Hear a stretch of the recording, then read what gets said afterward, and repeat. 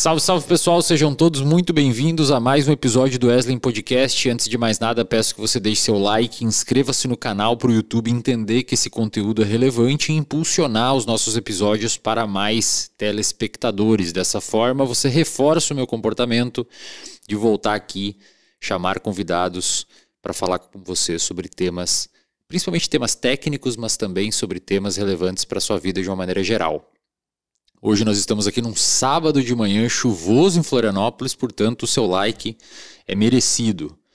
Mais uma vez voltamos com o professor Alex Rafacho. Tivemos 2 episódios aqui, um como co-host e acho que o primeiro episódio do canal. Primeiro. Eslen Podcast, que já está com 600 mil visualizações no momento desse vídeo, desse que a gente está gravando. Um episódio de um professor de uma universidade federal que dá aula para 40, 50 alunos. Alcançou 600 mil pessoas explicando a trajetória de um alimento desde que você vê ele até o momento que ele sai do seu corpo, né, professor? Parece que as pessoas comem, né? Então, que legal, cara. Como é que foi aí a sua experiência de receber esse feedback do público, de ter 600 mil pessoas te assistindo? Muito bom, Wesley. Primeiro, agradecer aqui a oportunidade, o carinho aí, a confiança por estar aqui, então, pela terceira oportunidade. Eu não esperava isso, né? Realmente a gente não tem essa habilidade de se expor ao público. Foi um desafio e continua sendo um desafio. E eu tomei o cuidado de avaliar cada comentário lá. Achei muito bacana o que eu falei, deixa eu ver o que o pessoal está colocando para nós ali, né? E obviamente que tem comentários de todos os tipos, mas independente do comentário, do teor, eu fiquei muito feliz em ver que uma boa parte conseguiu entender o recado e se viu sintonizado com o conteúdo, né? E eu entendi que precisa melhorar um pouco o vocabulário, o linguajar, embora eu entenda aqui contigo que a gente não está tão preocupado em deixar o tecnicismo de lado. Perfeito. Mas eu prometo que hoje eu vou tentar melhorar um pouco o meu vocabulário e tentar chegar num nível talvez mais coloquial em algumas situações. Legal. Tá? Mas muito feliz aí com o feedback. A linha editorial aqui do canal é justamente a gente manter um tom um pouquinho acima do comum, né? Uhum. Pessoal, se você precisar de suplementos, creatina, whey protein, barra de proteína, carboidratos para o seu treino de endurance ou suplementos de uma maneira geral para sua rotina, nós temos nosso apoiador, a Probiótica. Basta você usar o cupom ESLEN que você ganha um descontinho lá no site da Probiótica. E esse aqui já vai para o professor aí depois que a gente acabar para receber uma creatina e um whey protein. A nova embalagem lindíssima aqui da Probiótica. Professor, acho que hoje a gente está com uma proposta aqui um pouco diferente do habitual. Você me mandou mensagem dizendo que teve um contato com um livro e esse livro ressignificou algumas coisas que você... Quanto tempo já você dá aula nessa área para um livro desse tamanho, ou melhor, para um livro gerar uma mudança desse tamanho? Só para o pessoal entender. Sim, bacana. O tamanho do impacto. Eu leio sobre o assunto de diabetes e obesidade desde a minha iniciação científica, que começou exatamente no ano 2000. Então, estamos indo aí para 25 anos. Lecionando conteúdo são 12 a 13 anos. E eu diria que, como a grande maioria dos estudiosos do tema, eu cresci entendendo aquele status quo de que, basicamente, nós somos um produto daquilo que nós fazemos ou deixamos de fazer. Do ponto de vista energético, quanto menos exercício, né, você gasta menos energia, e quanto mais você come, mais você adquire energia. Isso seria o suficiente para você justificar o progresso do peso corpóreo ao longo da sua vida. Isso não está desqualificado, não é de todo desarrazoado, mas isso não explica, Eslen, porque, veja bem, há de fato pessoas que, mesmo se exercitando bastante, elas não conseguem perder peso. E aqueles que, reduzindo a ingestão alimentar, também não conseguem perder o peso, né? Então há muito mais fatores que explicam isso. E quando a gente simplificou tudo do ponto de vista calórico, dizendo que toda caloria, independente do nutriente, do macronutriente, é a mesma coisa, isso há um certo equívoco aí que está sendo desconstruído mais ou menos a partir dos anos 2000, embora já houvesse alguma voz na década de 60 até 70 que trabalhasse nessa linha. E aí, tem um sujeito aí que aparece na minha vida, que é o professor Maurício, que esteve conosco aqui no episódio 70, e há uns 7 anos ele começou a me fazer uma provocação, inclusive à época, trazendo uma menção a um blog do Peter Attia, que é um médico, um clínico canadense, que inclusive esteve no Brasil recentemente, Muitas pessoas o acompanham. Ele tem um livro, se não me engano, é Outlive, que o pessoal recomenda bastante. E desde então, o Maurício ele tem me provocado esse debate do peso dos carboidratos nessa balança do ganho de peso, mais do que calorias. Então vamos falar assim, olhar um pouco mais para a qualidade em detrimento da quantidade, né? E aqui no episódio 70 ele me presenteou com esse livro aqui, ó. É um livro que eu não desculpa, eu não sei exatamente a origem desse livro, mas até diz aqui, ó, tá nominal aqui, que é o número 142 de uma tiragem de 750 livros, tá? É possível encontrá-lo na Amazon, por exemplo, mas por um preço que não é muito convidativo para nós aqui, porque é aquela compra internacional. Bom, li esse livro e fiquei bastante, eu não diria surpreso, porque eu já havia me identificado com o conteúdo há uns 7 anos atrás, mas é muito interessante porque eu vou tentar fazer aqui uma defesa dessa linha do carboidrato, né, dentro desse livro, o porquê desse livro. Nós temos, especialmente, um público que é inegável que ele tem uma certa dificuldade de lidar com o carboidrato, que é o público que tem diabetes, tá? Lembrando que antes do diabetes tem o pré-diabetes. E antes do pré-diabetes, normalmente está associado com o ganho de peso, tá? Então, aqueles que vão defender que essa linha aqui, carboidrato e insulina, tem um peso bastante relevante no progresso do peso corpóreo, eles estão bem arrazoados. É uma teoria já bem sustentada, baseada em bastante dado empírico, que obviamente, Eslen, o que vai acontecer? Quando você tenta fechar apenas com o nutriente, vai vir debates acalorados. Os que defendem que o problema é da gordura não vão gostar de focar o problema do carboidrato, os que defendem o carboidrato não vão gostar que, né, se foque na gordura e vice-versa. Hoje eu vou tentar trazer para vocês um pacificador aí que provavelmente vai colocar ambos os nutrientes em contextos que não são interessantes, que são os alimentos ultraprocessados. Perfeito. Mas só fechando então esse livro, a gente não pode deixar de dizer para os pacientes com diabetes tipo 2, tipo 1, que existe uma ferramenta muito valiosa que é a dieta restritiva em carboidratos, sim, para que eles consigam fazer um manejo melhor da sua doença, porque o status quo ele vai dizer o seguinte: não modifique a sua ingestão de carboidratos, desde que você faça a correção com a farmacologia. Na verdade, não é bem por aí, né? Agora, tem um ponto aqui que a gente tem que ter cuidado, que todos os autores eles vão ter algum grau de viés, em certa medida, porque viés de supressão e de confirmação. Óbvio que quem vai defender a qualquer custo a linha do carboidrato insulina, talvez vai abrir mão de alguma evidência que não corrobore com o que eles queiram colocar e vão se apegar mais ferrenhamente naquelas que vão corroborar o que eles querem mostrar. Isso vale para qualquer linha. Para quem defende a linha da energia, que é o excesso da ingestão de calorias, para a linha do high carb, para o low carb, seja qual for. E, no final, vamos tentar entender que não se trata somente de dieta também. Então, isso aqui é uma proposta que a gente vai discutir hoje, ela tem a sua validade, ela já está bem consolidada. Poucas pessoas conhecem, inclusive na clínica, e eu acho que vale a pena a gente trazê-la aqui, tá bom? Então, só para fechar aqui, ver se a gente compreendeu esse pano de fundo a partir da onde a gente vai começar. Realmente hoje, quando você vê o debate, principalmente o debate que chega até o público, não o debate nos congressos e nas revistas científicas, mas o debate que os profissionais levam até a rede social, me parece, ou pelo menos de forma geral, que a conclusão final é: se você come mais calorias do que se você ingere mais calorias do que gasta, você vai engordar.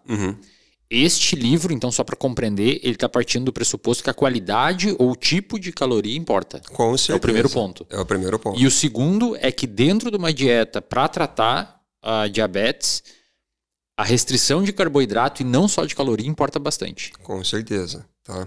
Então, nesse caminho de que você ingerir mais energia, você vai ganhar peso, isso é correto, não está incorreto. O problema é quando você associa isso com um tipo determinado de dieta, tá? Então, veja bem, existe uma dieta que é aquela dieta mais convencional, associada à comida do dia a dia, que nós tínhamos à nossa disposição desde sempre, antes da industrialização dos alimentos, que é uma dieta mais saciadora. Se você, por exemplo, pegar uma dieta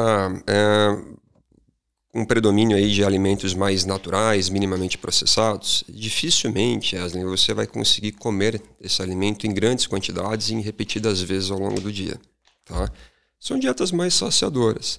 Então, naturalmente, você vai conseguir fazer uma regulação homeostática dessa ingestão. A gente pode pegar uma situação do dia a dia, suponha que você comece a sua manhã, por exemplo, com um omelete, ou você comece com, sei lá, um mingau de farinha de aveia. Tá? Veja a situação do ponto de vista energético. Ambos podem ter lá, por exemplo, 200, 300 quilocalorias.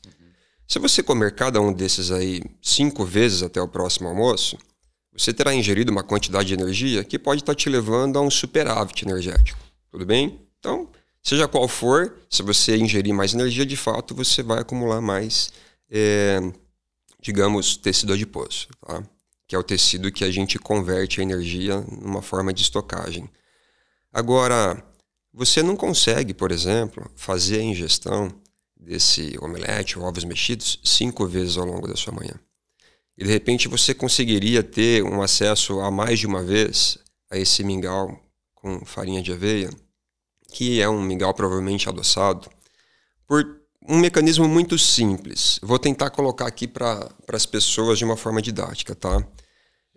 Suponha que toda vez que você ingira um alimento com um teor de carboidrato mais elevado, você vai produzir um valor glicêmico, a sua glicose no sangue ela vai se elevar mais rapidamente, porque o produto desse carboidrato é a glicose. Então esse mingau com farinha de aveia, com açúcar adicionado, num período de tempo curto, você já vai fazer uma elevação da sua glicose sanguínea, e a glicose, ela estimula a secreção de insulina, tá? Lá na célula beta, lá no pâncreas. Então, num período de tempo muito curto, você já vai ter um pico glicêmico maior e um pico insulinêmico também maior, tá certo? A insulina, de forma assim muito simples, o que ela faz? Ela vai direcionar o uso dessa glicose. Então, numa escala de tempo também menor, você vai alcançar uma normalização dos seus valores glicêmicos mais cedo. Tudo bem? Uhum. Então, você faz um pico, você antecipa essa sobrecarga, secreta insulina e faz a normalização no intervalo de tempo mais curto. Quando você tem essa normalização, devido a esse pico de insulina, essa normalização ela é mais cedo e você vai chegar a um valor basal de glicose mais baixo. Isso está associado a induzir a fome. Então, é um mecanismo que você colocou aquela mesma quantidade de energia do que um ovo mexido, só que biologicamente você responde de outra forma. Perfeito. Você chega a uma glicemia basal mais cedo e já tem, digamos, um tônus para a fome também mais cedo. O ovo mexido, só para o pessoal entender, não tem carboidrato. Você pode até colocar uma fatia de tomate, uma fatia de queijo para ter um pouquinho ali de carboidrato, mas a base dele é gordura e proteína. Primeiro, você não vai ter pico glicêmico. Logo, você não estimula a secreção de insulina no mesmo patamar do que o mingau. Tá? O que acontece? Você tem um poder de saciação mais longo. Essas gorduras elas sinalizam para que o seu intestino ele libere moléculas que vão informar um estado energético para o seu cérebro e o manter um período de tempo saciado, maior do que o mingau. E aí é que está a sacada. É pela saciedade mais prolongada que você vai ter menos oportunidades de se expor àquela energia. Entende? Entendi. Uhum. Então, por isso que a gente não pode assim equalizar somente por caloria. Efetivamente, a qualidade do alimento vai contar na repercussão biológica que o seu organismo vai orquestrar após esse período da refeição. Tá? E aí, a partir desse cenário, esses autores... Qual que foi o principal ponto motivacional para eles empacotarem essa tese dentro desse livro? O que acontece é assim, vamos concordar aqui que alguma coisa não está funcionando muito bem, que explique essa alta prevalência de sobrepeso, obesidade e diabetes, tá? E o que os autores eles começaram a sacar? desde a década de 70, e vai ter um momento que a gente vai poder explorar a hipótese da dieta coração, foi de alguma maneira demonizada a ingestão de gorduras, especialmente as gorduras saturadas, né, de origem animal. Eslin, a partir do momento em que houve essa demonização das gorduras, vamos colocar assim, houve migração para alguma outra fonte alimentar.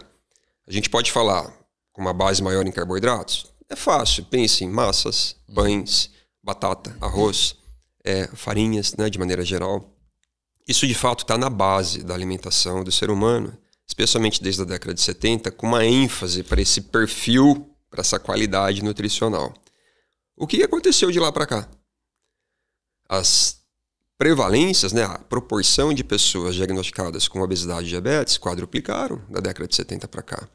Então, alguma coisa parece que não está se encaixando aí. Daqui a pouco a gente vai tentar juntar tudo com ultraprocessado para ficar, de novo, pacificar a questão, tá?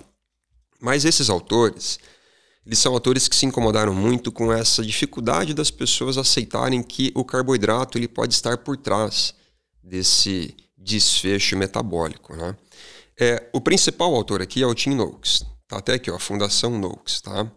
Ele é um pesquisador lá na África do Sul e neste país parece que a proporção de carboidratos na dieta base das crianças, inclusive nas dietas que estão presentes nas escolas, chega a bater 85% de carboidratos. Eles vão colocar assim, bastante açúcar adicionado, farinha de trigo e de milho está na base das refeições. Se a gente pensar no Nordeste brasileiro, tem muitas comidas baseadas em farináceos, né? Polenta, por exemplo. Então é um carboidrato, né? Ainda que minimamente processado. E o que eles observaram? É uma associação muito clara. Ao longo do tempo, maior a proporção de carboidratos, maior foi também a avalanche de casos de obesidade infantil. E aí vem o quê? Diabetes infantil. Né? Isso então, na África do Sul, né? África do Sul, mas isso vale para qualquer país que está em vias de desenvolvimento. A China, por exemplo, hoje é um caso clássico disso, né? Que adotou essa dieta ocidentalizada, digamos assim. E teve um outro episódio interessante que os levaram a se juntar, tanto que eles colocam assim, na autoria, vários autores, que foram os casos de perseguições de entidades associativas e lobbies industriais.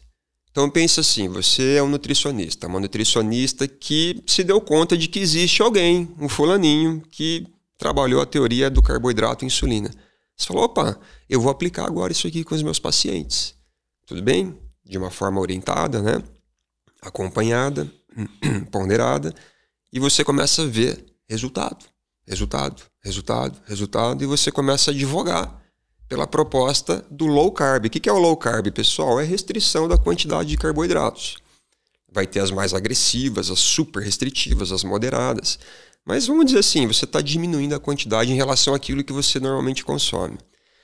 E aí houve um caso de uma nutricionista na Austrália que ela teve o seu registro cassado porque ela começou a advogar pela linha do low carb, mostrando benefício super contundente.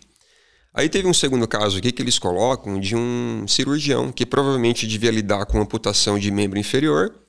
Lembra que você relatou o caso do teu pai, né? Pai, metade do pé diabético. Normalmente pode terminar com a amputação. E esse cirurgião ele também teve acesso a essa informação por alguém e começou a aplicar em si, viu resultados e começou a recomendar para os pacientes, embora seja um cirurgião provavelmente ortopédico, né? Também teve seu registro cassado por associações na área de nutrição, inclusive e médicas, por dizer assim, você está advogando por uma seara que não é a sua, né? E por fim teve o Tim Noakes, que é um dos autores aqui. Ele parece que teve o tweet mais litigioso da história médica. Ele recomendou para uma mãe que estava em amamentação, né? Período de amamentação, ele fez um tweet numa linha assim, ó, você poderia se beneficiar de uma dieta low carb durante esse período aí de amamentação, pensando inclusive na qualidade do que está chegando para o teu filho. As associações de nutrição caíram em cima, processaram ele. É um caso que ainda não foi encerrado. Ele teve causa a favor, né? Mas foram 3 exemplos para mostrar como existe um lobby. São 2 coisas. É um enrijecimento cultural mesmo, contra quem fala sobre baixo teor de carboidrato, porque vê no carboidrato uma fonte energética super interessante, saudável e necessária. E tem o lobby, Eslen, tá? Para fechar isso aqui, eu acho que eu já comentei no episódio 1, tem um livro chamado Uma Verdade Indigesta, da autora chamada Marion Nestlé, que ela trabalha exatamente a mesma linha que houve para o tabagismo, para a indústria do tabaco, para a indústria farmacêutica, tem para a indústria alimentar. Então, assim, você hoje advogar contra carboidratos, né, refinados, você está enfrentando um lobby poderosíssimo. Então, assim, é um ponto de partida aí dos autores. Legal. Eu tive um contato com um parlamentar que estava nas discussões, nos debates sobre colocar aquele rótulo nos alimentos Cara, aquilo lá foi uma pressão da indústria. Era para ser maior e mais chamativo. Os caras pressionaram até diminuir. Tem todo um universo que a gente não enxerga por trás, fazendo com que a gente tenha mais propensão para comer alimentos hipercalóricos. Né? Mas uma pegadinha aqui nessa questão de rótulos, né, que a gente depois vai poder trabalhar com aditivos presentes em alimentos ultraprocessados. Se você pensar em rotulação, o professor Carlos Monteiro, que esteve por trás aqui dessa proposta dos alimentos baseados no grau de processamento, você até entrevistou uma das pessoas aí da equipe dele, né? Se você colocar alto teor em sódio e nada de açúcar e gordura num refrigerante adoçado artificialmente, as pessoas, a princípio, elas estão achando que estarão num nível de segurança por não ver a palavra gordura e açúcar ali. Tá? Embora tenha a referência ao sódio. Mas isso ainda não é suficiente. Porque daqui a pouco a gente vai perceber, Eslen, que ainda se trata muito mais do que nutrientes. E aí são os aditivos que começam a estar presentes. Se eu não me engano, por estes dias, houve um evento, assim, uma revolução ali dentro dos Estados Unidos. Eu não estou muito a par de quem está por trás disso, mas eles vão começar a rotular alguns alimentos ultraprocessados como não recomendados para seres humanos. Caramba, cara. Eu não vou nominar um bagulho aqui, tipo cigarro, assim. Mas imagina um chocolatinho com uma cobertura super colorida, vocês já sabem do que eu estou me referindo, e aquele salgadinho que faz um crack quando você morde, que tem um formato triangular, que é maravilhoso. Ele tem um poder de adicção tremendo, mas ele traz consigo outros elementos ali, substâncias que são substâncias cosméticas. E a gente está começando a entender agora. Então, essa questão da rotulação ainda tem muito pela frente. A Renata Levi, eu lembro que ela comentou que se você lê um rótulo de um alimento e não entender nada que está escrito, umas palavras que você nem sabe o que são aquelas coisas, não coma, porque o negócio é... E quem lê, Eslen, entende? Não, sim, aí é outro problema. Você vê? Né? Eu, por exemplo, mesmo lendo tudo que eu leio e tudo que eu estudo, eu não sou aquele sujeito que como baseado em números. Eu não estou ali com uma balança. Eu não sei diferenciar quanto tem de... Eu posso pegar uma inteligência artificial hoje e ter um trabalhão, ou pegar um aplicativo, fotografar. Mesmo com esse recurso, você não faz, cara. É super desagradável, você... É inviável você, por exemplo, quantificar as diferentes proporções de macronutrientes das suas refeições ao longo de um dia. Você tá às cegas. Vou dar um exemplo prático, tá? Ali no nosso laboratório, a gente começou a desenvolver uma pesquisa com estudantes de medicina. A gente queria fazer uma fotografia do perfil dos estudantes de medicina com a intenção de revelar o seguinte: será que esse indivíduo, quando ele chega na universidade, ele tem um perfil biológico, né, digamos assim, de eutrofia, de parâmetros relacionados à ansiedade, depressão, bem-estar, higiene do sono, que está num patamar X, será que isso piora ao longo do curso? À medida que eles vão avançando as fases, vão pegando uma rotina mais pesada, mais estressante, tem menos tempo, come pior, se exercita menos, dorme pior, será que eles estarão piorando ao longo do tempo?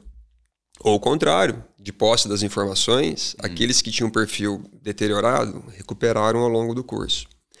A gente não conseguiu obter o principal questionário, que era um questionário que a gente avaliaria como é que estaria a dieta deles. Tem um aplicativo chamado MyFitnessPal, que você pode tirar foto de embalagens, você pode tirar foto do produto e ele calcula para você as calorias e as proporções dos macronutrientes. Aqui tem X de carboidrato, gordura e proteínas.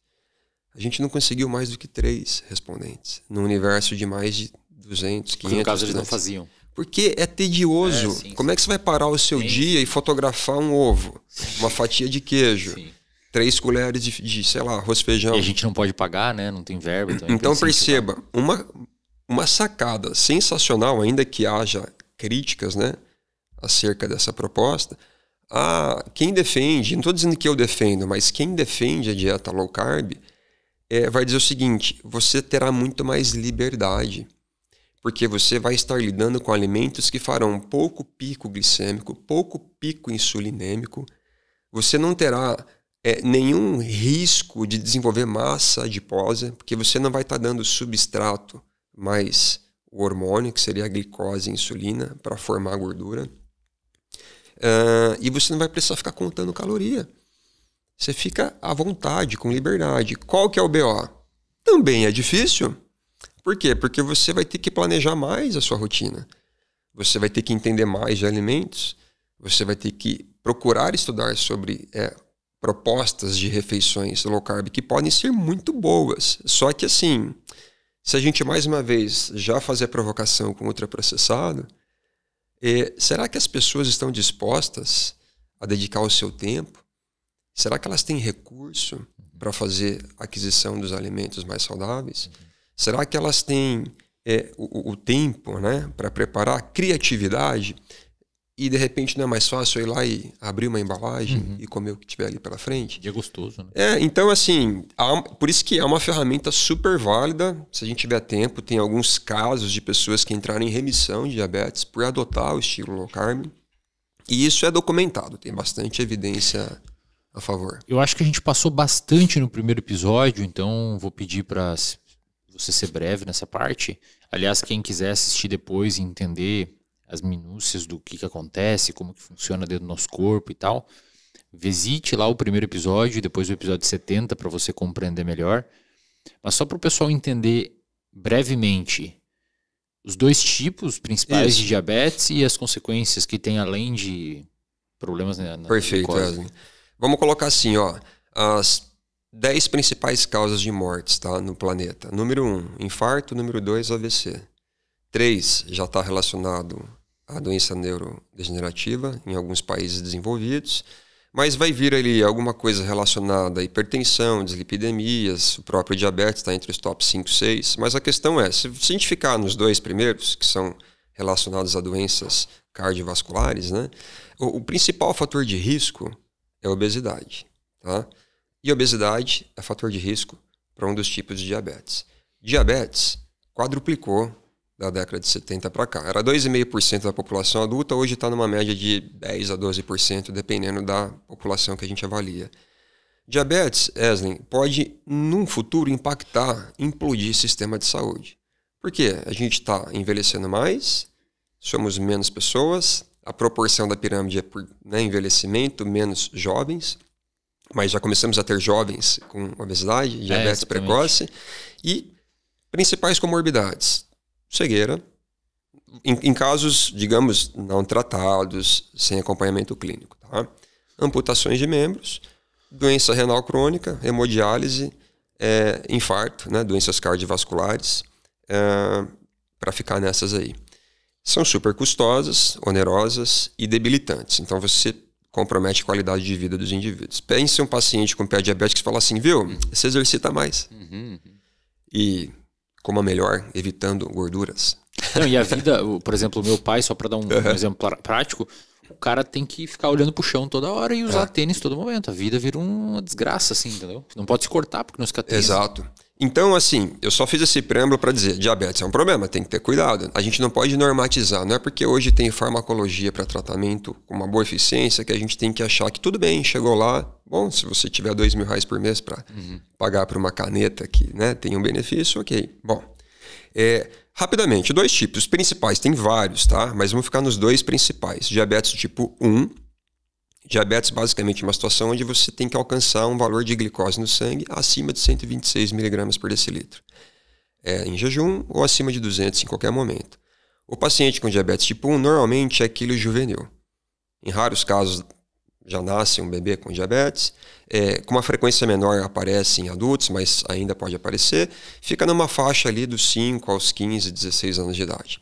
É uma doença que ela tem uma relação com predisposição genética que está relacionada a uma falha no sistema imunológico. Então essa pessoa ela tem uma doença, infelizmente, autoimune, como um lúpus, como um hipotiroidismo. Às vezes ela até tem mais de uma doença autoimune. E essa autoimunidade, ela reconhece a célula que produz insulina como algo não desejável, ataca essa célula que produz insulina, então você fica sem a insulina. E, infelizmente, essa pessoa ela passa a depender de insulina para o resto da vida. Tá? De cada 10 pacientes com DM1, 9 têm relação com essa autoimunidade, a detecção de autoanticorpos em exame sérico, né, de plasma assim, clínico. 1 de cada 10 vai ter uma chamada idiopática. Você não sabe qual é a razão pela qual, mas ela não tem insulina. A notícia boa felizmente, hoje você tem meios de monitoramento melhores e várias versões de insulinas, inclusive em canetas, que você consegue manejar melhor. Mas você não escapa das injeções. Tá? É uma doença super exigente, que requer muito cuidado. Sintomas no momento do diagnóstico: muita sede, faz muita urina, né? Vai muitas vezes ao banheiro, tem bastante fome, desidratação e perda de peso acentuado, porque está em catabolismo, não tem a insulina. Então é super perigoso, inclusive se tiver uma cetoacidose diabética, né? É bem perigoso. Já o DM do tipo 2, o diabetes mellitus do tipo 2, é aquele que historicamente ele veio relacionado com aquela vida farta. Desde os egípcios, há mais de 1500 anos antes de Cristo, eles já narravam o DM2 em indivíduos com vida opulenta, né? Regada a vinhos e tal. Esse diabetes, ele predominantemente, ele vem associado ao estilo de vida. Notícia importante, ele é evitável. Então, isso tem que ficar claro. É um diabetes que pode ser evitado na maioria das vezes. E a maior parte dos diabetes? A maior parte dos diabetes do tipo 2. O tipo 1... Não, mas no caso, se pegar 100 pessoas com... com certeza. 90 são do tipo 2.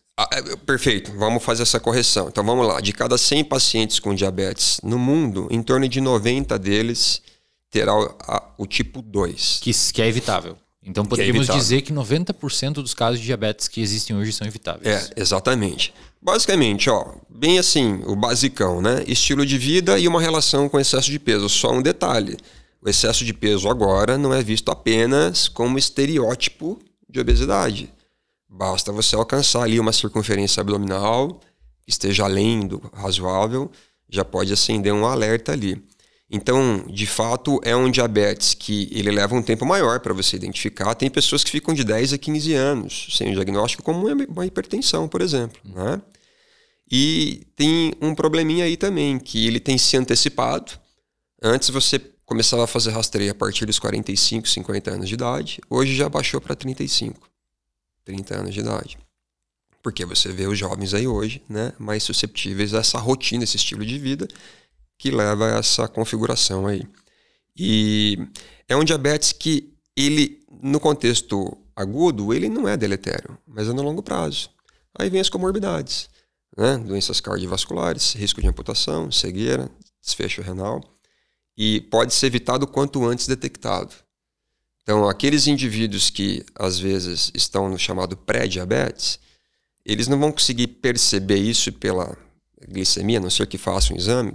É aqueles que estarão com uma glicose sanguínea entre 100 e 125. Uma circunferência abdominal, se for uma mulher, chegando ali entre 80 e 88. Se for homem, entre 90 e 102 centímetros. Pô, isso você consegue dar uma checada. Triacilglicerol está elevando um pouquinho? Dá uma checada, né? E é evitável. Legal. E aí, dentro dessas teorias aqui que explicam a patogênese da diabetes tipo 2, do diabetes tipo 2, entende-se hoje que o carboidrato é a principal hipótese que aumenta o risco?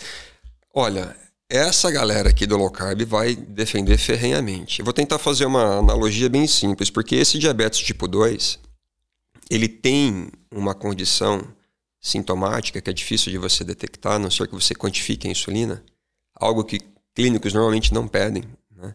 Parece que há um delay de quase 15, 20 anos para você fazer a adoção de um biomarcador, né?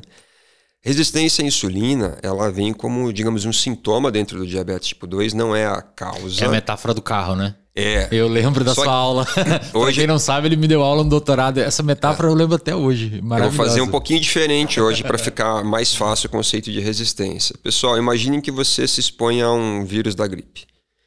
No ano seguinte, se for a mesma variante, você estará resistente, imunizado, não vai desenvolver, vai precisar de uma virulência mais forte. Se você se expõe a um antibiótico, repetidas vezes, você pode desenvolver resistência ao antibiótico, muitas pessoas desenvolvem. Sei lá, você trabalha na Avenida Paulista, aí os paulistanos, primeiro dia, sai do interior de Santa Catarina, chega lá, se incomoda com o ruído. Uma semaninha de trabalho, talvez menos, aquele ruído não te incomoda mais, você desenvolveu resistência ao ruído. Você vai precisar de ruídos sonoros mais elevados para começar a te incomodar. E esse é o conceito de resistência, tá? Quando você se expõe repetidas vezes a um evento, você vai desenvolver naturalmente uma resistência. Qual que é a base do carboidrato à insulina e a resistência à insulina? A resistência é um sintoma, não é a causa. Olha que é um raciocínio simples. Imagine então o seguinte, tá? Quando você faz a ingestão de alimentos com um alto teor de carboidrato, a gente já comentou que a molécula final da digestão desse carboidrato é a glicose. A glicose ela é absorvida na sua corrente sanguínea, ela passa pelo fígado, se dissemina pela corrente sanguínea e lá na célula beta, lá no pâncreas, vai estimular a secreção de insulina. A glicose está tudo bem, é o excesso que é o problema, ok? Então a glicose ela nos serve para produzirmos energia. Quando você tem uma dieta com uma base predominantemente em carboidrato, vamos fazer um recorte aqui? Crianças. Você vai ser pai daqui a pouquinho, Wesley, você vai ser um pai consciente. Você vai se assustar. Qualquer um que está nos assistindo, imaginem o que há no prato de crianças hoje. Se você deixá-las livremente, tendo opção e tendo experienciado doces, que são adictivos, viciantes. Você vai ver, se possível, se tiver disponível doce, isso normalmente não vai ser oferecido no almoço, mas a base é carboidrato. Você não vai ver muitos legumes, abobrinha, berinjela, cenoura, brócolis. Você vai ver arroz, batata, massas, arroz, batata frita, né? E esses alimentos com base em carboidratos... e mais um detalhe, refris, ou sucos industrializados. Cara, a galera não toma mais água. Parece que é ofensivo você pedir um copo d'água, não é? Beleza, fechamos. Então vamos lá. Para ficar nessa linha do carboidrato e insulina, ok? Do inglês é chamado CIM, C-I-M, Carbohydrate Insulin Model. Imagina aqui, tá? Eu vou fazer a ingestão, então, de um alimento com base em carboidrato. Eu vou ter... Você vai lá, amassou um pratão de batata frita. Beleza. Eu vou fazer, então, a digestão desse carboidrato. Vai ter um pouquinho de gordura ali também, tá tudo certo, dos óleos vegetais e tal. Mas vamos pensar com a base no carboidrato. Eu digeri esse carboidrato. Aí já tem um conceito. A digestão ela vai ser mais rápida ou menos, dependendo da complexidade desse carboidrato. Por isso que vem os integrais. Você evita um pico tão rápido. Imagina farinha de aveia e aveia cortada. Você vai ter um tempo de digestão diferente entre os dois. Tá? No caso, um pão é muito rápido. Isso, vamos pensar num prato de pão aqui. Um arroz num prato de pão. Muito rápido, índice glicêmico alto. Tá? E a carga glicêmica é a quantidade. Então você pode juntar os dois. Tem uma absorção muito rápida e se eu comer muito, eu estou colocando muita energia. Então eu não estou deslocando o tópico da energia, tá certo? Só que essa glicose oriunda desse carboidrato, ela vai fazer um pico glicêmico acentuado, estimula a secreção de insulina.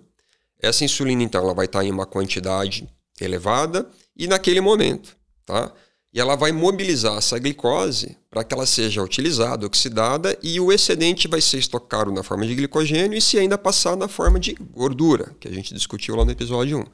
Essa gordura ela é desviada do fígado e vai ser armazenada no nosso galpão, que é o nosso tecido adiposo subcutâneo visceral.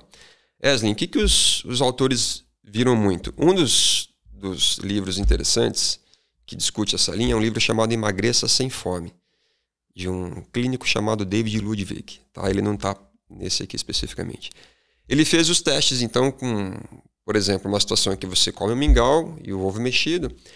Essas crianças que comem essa base de alimento com predomínio de carboidrato elevado, elas fizeram esse pico glicêmico, pico insulinêmico, e em menos de 4 horas, elas já estavam zeradas com a glicemia normalizada num ponto em que o tônus para a fome estava muito acentuado. Então, o que acontece? Nesse cenário, para quem advoga pelo risco do carboidrato no ganho de peso, você está mais vezes do seu dia sujeito a comer mais. Então, imagina o seguinte, como é que a gente vai chegar na resistência à insulina? Se eu estou dando preferência para alimentos com alto teor de carboidrato, eu vou estar fazendo picos de insulina, então, maiores do que se eu fizer a base lá do ovo mexido, tudo bem? Para ficar didático. E se ele me dá menos saciedade, eu vou me expor mais vezes a essas refeições. E daqui a pouquinho, se colocar ultraprocessado e pensar que tem pessoas por trás formulando ingredientes que vai te induzir à viciação, você vai desejar aquele alimento mais vezes. Fechamos o conceito de resistência. Eu tenho mais quantidade de insulina várias vezes ao dia. A minha média do dia é por ter mais insulina no sistema. Então, o que meu organismo ele entende? Opa, peraí. Se está chegando muito nutriente, ou seja, energia, e eu não tenho condições, enquanto uma célula, de lidar com essa sobrecarga energética, dá um tempinho aí. Imagina que você, por exemplo, Wesley, está imaginando que você esteja tentando pegar um ônibus lá no Rio de Janeiro, naquele momento do pico. As pessoas são a glicose. O ônibus é a célula. E o ônibus ele tem um limite físico. Você vai colocando pessoas, de repente tem 80 pessoas no busão lá, não cabe mais do que isso. Só que tem mais 3 dando sopa ali, querendo entrar naquele ônibus. É o quê? É a base do carboidrato, numa quantidade elevada. Vai chegar ali, de repente, os funcionários da empresa, que seria a insulina. Vai falar, viu? Vocês têm que entrar aí, meu. Porque não tem o que fazer. Você já comeu o alimento. Ele não vai para as fezes. Você tem que processar isso. Então, a insulina ela vai dar um jeito de colocar isso dentro da célula. A célula, ou o ônibus, vai dizer o seguinte, da próxima vez, eu vou fazer uma porta mais reforçada, porque, se vir mais 5 aqui, eu não quero. Aí chega alguém e fala assim, não, então eu entro com uma farmacologia aqui. Não muda o comportamento, continua mandando gente aí. Eu vou colocar mais pessoas para dar o suporte. É o conceito da farmacologia. Você não mudou o conceito da entrada. A causa está na dieta, entende? E aí, então, para ficar fácil para as pessoas, se você está na base alimentar, que você foge dos ultraprocessados e tem aquela gordura saudável na sua base, você vai ter mais tempo de saciação. Você consegue oxidar melhor outros substratos, inclusive o lipídio, que está lá no tecido adiposo. E quando é que você vai oxidar esse lipídio? Quando você tem menos pico de insulina. Enquanto está com insulina, a prioridade é oxidar a glicose ou estocar o excedente. Entendeu? E esses, na metáfora do ônibus ali, a pessoa teria existiriam pessoas que têm essas células ou esses ônibus, digamos, mais vulneráveis? Sim. Como é que eu sei? O cara que está em casa, assim, eu sou uma pessoa vulnerável a desenvolver diabetes tipo 2, portanto tenho que tomar muito cuidado com carboidrato e etc. Boa. Então, aí a gente pode, mais uma vez, começar a relacionar a qualidade do alimento com o grau de viciação. E, claro, a predisposição genética da pessoa a ser mais vulnerável a esse sistema. Você pode ter várias predisposições genéticas. As pessoas com predisposição genética a ter picos secretórios de insulina muito fortes são chamados hipersecretores. Toda vez que eles são estimulados a secretar insulina, secreta mais do que outras pessoas. Esse cara ia ganhar uma massa muscular se fosse Por treinar outro lado, bem, né, se ele não tem cuidado com a escolha da dieta, ele está com aquela média da insulina maior e desenvolvendo resistência à insulina, né? Esse é um dos eventos. O outro, você pode ter uma predisposição com uma menor capacidade de regular a sua saciedade.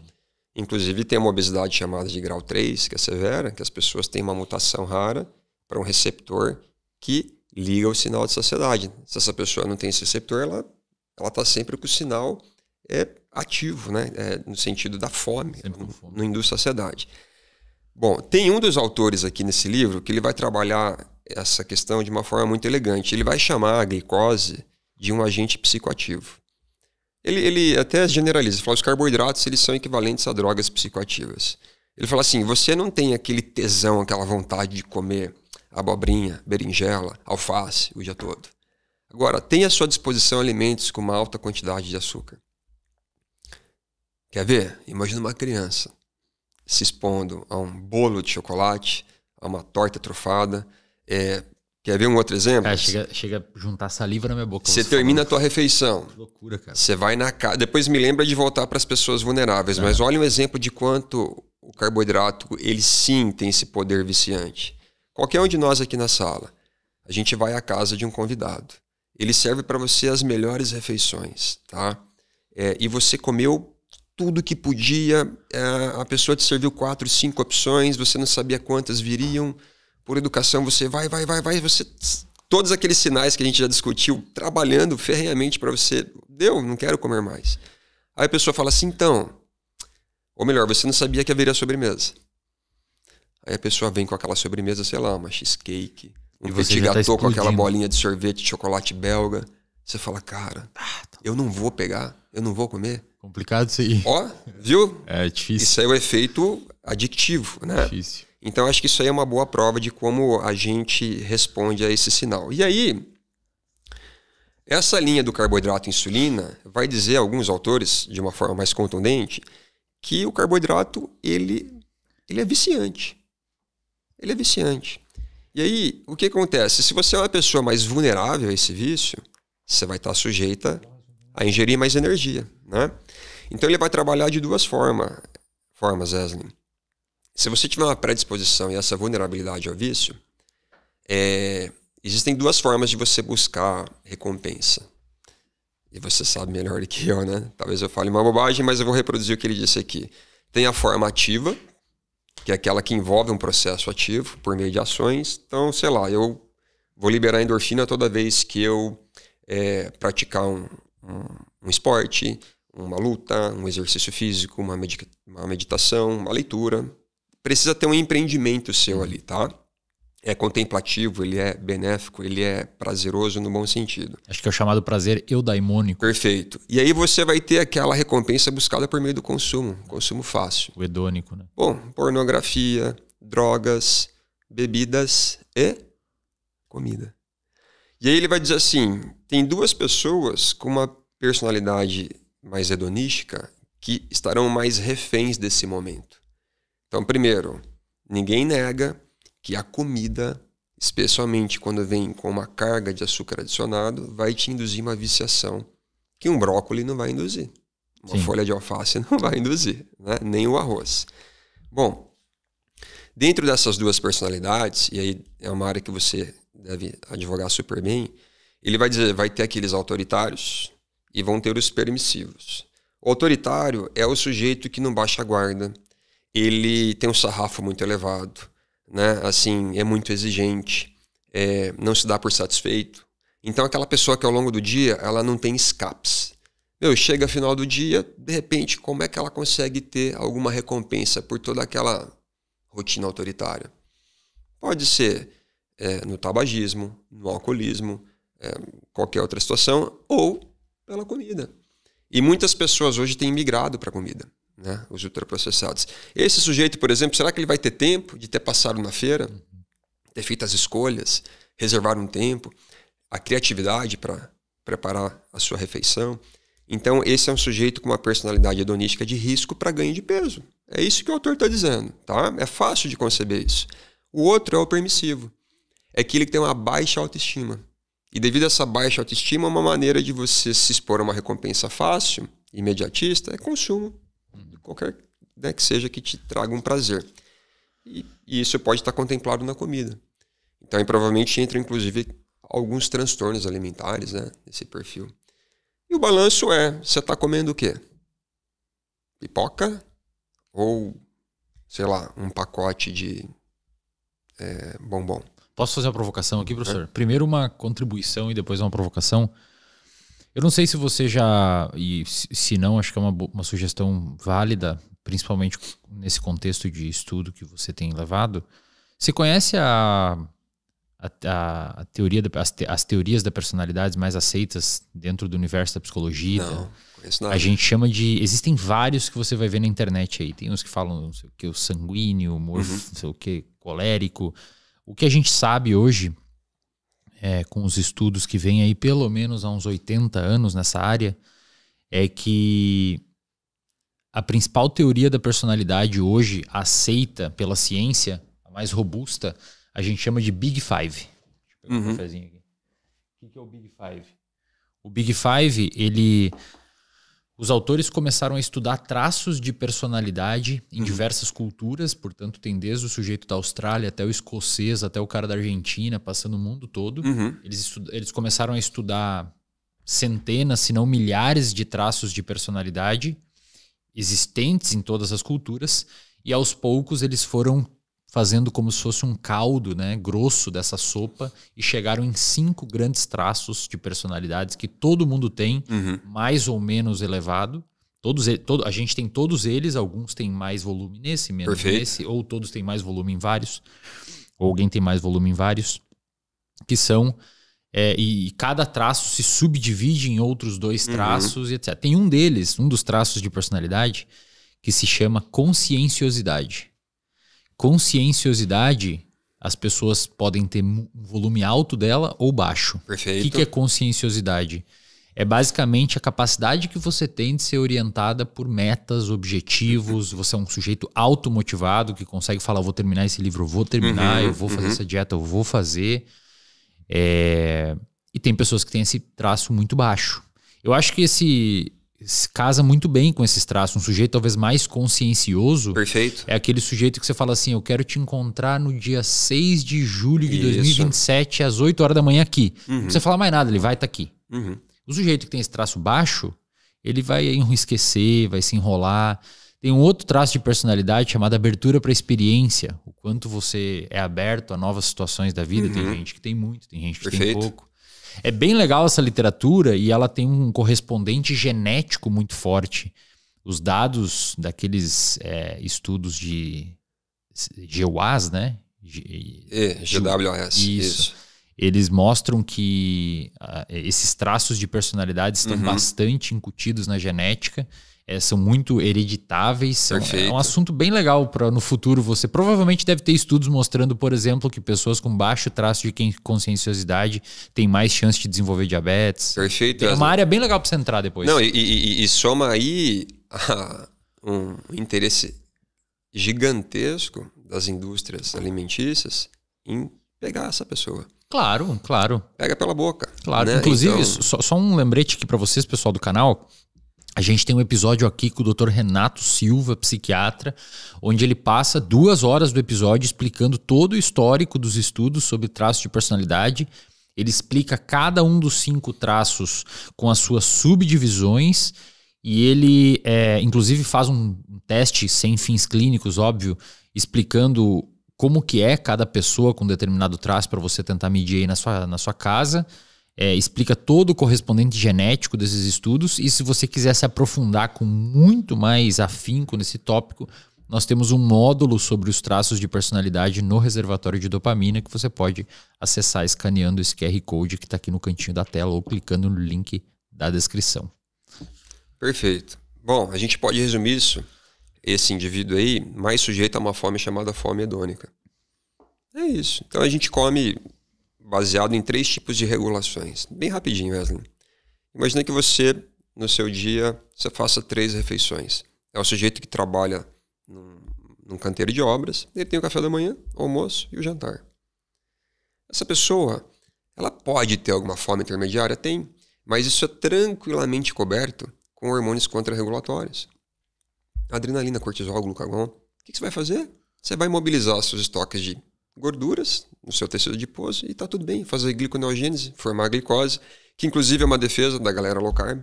Você sempre vai ter glicose, porque ela talvez seja dos macronutrientes o menos essencial, que você consegue produzi-la, né? Tá tudo bem. Essa pessoa, ela vai comer lá 3 vezes por dia e tá tudo certo, né? Agora, a fome, e essa fome, ela é fisiológica. A gente chama de homeostática. É uma regulação da digestão homeostática. Presente em animais, nos bebês e assim por diante. Você vai para a fome hedonística, que é aquela inconsciente. Você está baseado no vício. Você não come porque está com fome. Entende? Então é aquela sobremesa. Você não precisa dela. Inclusive você não a quer. Só que você não consegue vencer a recompensa ou a atratividade daquele evento. Então essa é uma ingestão perigosa e que, de novo, ela está mascarada por trás dos ultraprocessados, que no final do nosso episódio você me lembra de falar dos 5 Qs e 1 C. Tá?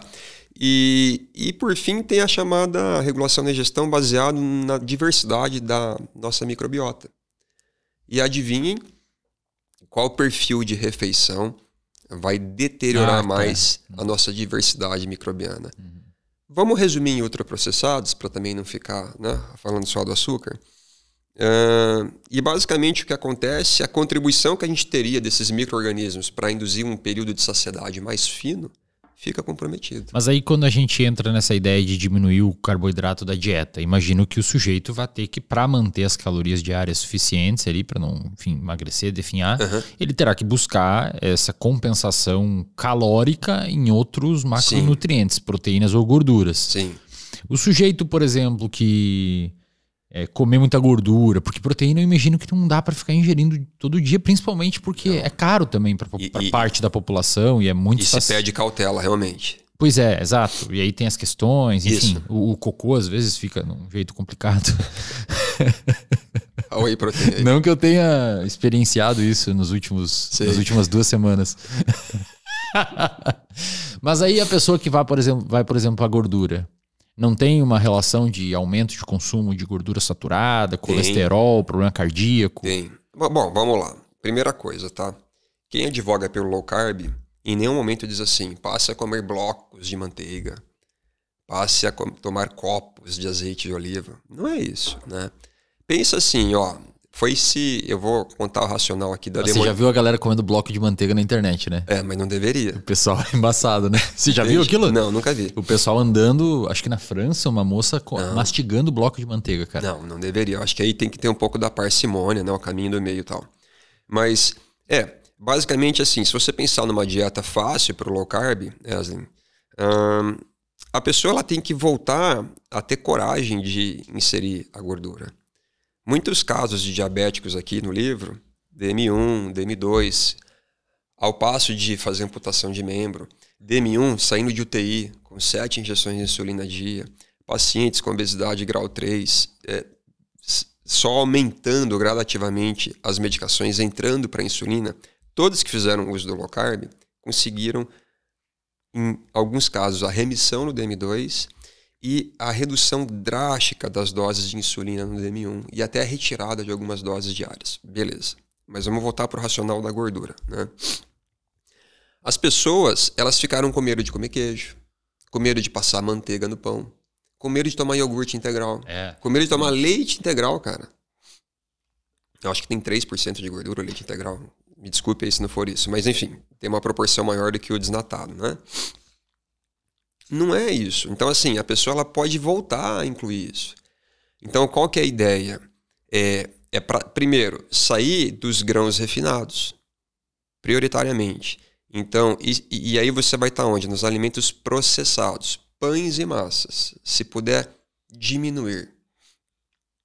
Alimentos amidogênicos. Não é cortar. Em alguns casos, cortar seria muito benéfico, pensando naquele paciente que tem DM2 e 1 bem descompensado. Mas para o cidadão do dia a dia, é diminuir batata, arroz, mandioca, milho. Toda aquela base que está no dia a dia não é para eliminar, é para diminuir. Preste atenção na montagem do prato, né? Pode voltar a tomar leite. Pode voltar a comer queijo com moderação de novo. Você não vai lá comer 400 gramas de queijo todo dia. Não é isso, entende? Então esse é um ponto. Agora, a questão das gorduras, o que aconteceu aqui? Vou tentar sintetizar a história. No início do século passado, se desenvolveram alguns experimentos na Rússia com coelhos, que são animais herbívoros, em que foram expostos a uma dieta de gordura saturada, ou seja, de fonte animal. Então deram uma gordura animal para um animal herbívoro. Tá? O que aconteceu? Você provocou o que queria, que é uma hiperlipidemia, e se detectaram placas de ateroma nas artérias dos coelhos. Para quem não sabe, a placa de ateroma é um bloco de gordura, né, em linhas muito simplificadas, que quando se desprende, esse ateroma ele pode obstruir um vaso sanguíneo e causar uma isquemia, ou seja, interrupção do fluxo. Se for num fragmento do teu ventrículo, você vai ter um infarto. Se for numa área cerebral, você vai ter um dano relacionado àquela área afetada e assim por diante. E ali o que encontraram? Encontraram colesterol depositado nessa placa. Beleza? Colesterol é a causa? talvez seja só um sintoma. Ele está lá. Como a glicose elevada no diabetes é um sintoma, não é a causa, né, do diabetes. Então, primeiro ponto, beleza? Primeira evidência. Na década de 60, começaram a ter mais episódios de doenças cardíacas no hemisfério norte, tá? Estados Unidos, por exemplo, Reino Unido. E teve um episódio marcante que foi um infarto do Eisenhower, em 64, um presidente norte-americano, né? Marechal que teve à frente ali das batalhas ali na Segunda Guerra Mundial. Ele era um tabagista contumaz, tá certo? Mas ele também tinha colesterol elevado nos seus parâmetros bioquímicos. E muitas pessoas tentaram encontrar um fator causal das doenças cardíacas. Inclusive teve um estudo chamado Framingham, que é um estudo que envolveu mais de 5.000 indivíduos, um estudo de coorte, tá? Mas veja, ele é só observacional, e aí se mostrou uma relação da presença de mais gordura na dieta com colesterol e doenças cardiovasculares. Só que o que se mostrou também no Framingham? Que doença cardiovascular se associava com homens, se associava com etilismo, se associava com tabagismo, se associava com hipertensão, mas escolheram o colesterol para ser o vilão ali. Tinha uma história pregressa também, né? Então, pensa assim, você tem aquela história que diz assim, você tem mais índice de afogamento no verão. E as pessoas tomam mais picolé no verão. Não é o picolé que causa afogamento, entende?